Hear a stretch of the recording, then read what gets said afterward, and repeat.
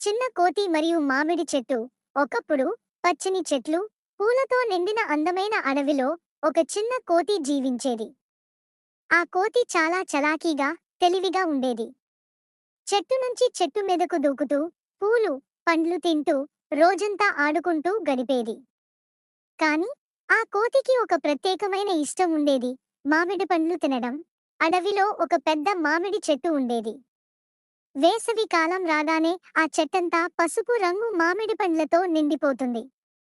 పండ్ల మధురమైన వాసన దూరం దాకా వెళ్ళేది. ప్రతి ఉదయం సూర్యుడు ఉదయించగానే కోతి ఆ చెట్టెక్కి రసమయమైన మామిడి పండ్లను తిని ఆనందంగా గడిపేది.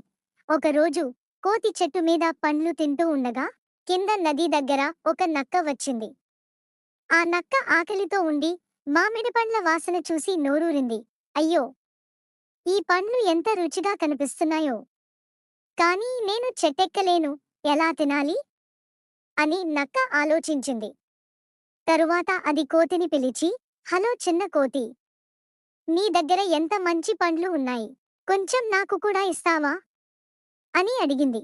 కోతి నవ్వుతూ, నేను ఇవన్నీ ఒంటరిగా తినలేను, కానీ నువ్వు చెట్టెక్కగలవా అని ప్రశ్నించింది.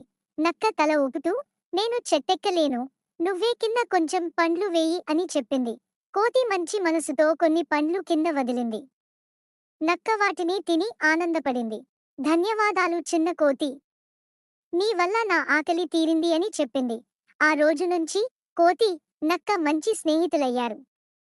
ప్రతి వేసవి కాలంలో కోతి నక్క కోసం పండ్లు కింద వేయేది. నక్క కూడా తనకు దొరికిన ఇతర ఆహారాన్ని కోతికి తెచ్చిపెట్టేది. ఒకసారి అడవిలో వేటగాళ్లు వచ్చి పంజరాలు పెట్టారు. నక్క ఆ విషయం చూసి పరుగెత్తి కోతికి చెప్పింది. కోతి వెంటనే జాగ్రత్తగా చెట్టు మీదే ఉండి వేటగాళ్ల నుంచి తప్పించుకుంది. ఇలా ఒకరికి ఒకరు సహాయం చేసుకుంటూ వారు జీవితాంతం మంచి స్నేహితులుగా మిగిలారు. నీతి: మన దగ్గర ఉన్న మంచి విషయాలను పంచుకుంటే స్నేహాలు పెరుగుతాయి. స్నేహం నిజమైనప్పుడు, కష్టం వచ్చినప్పుడు కూడా ఒకరికి ఒకరు తోడుగా ఉంటారు. Please subscribe, share and like.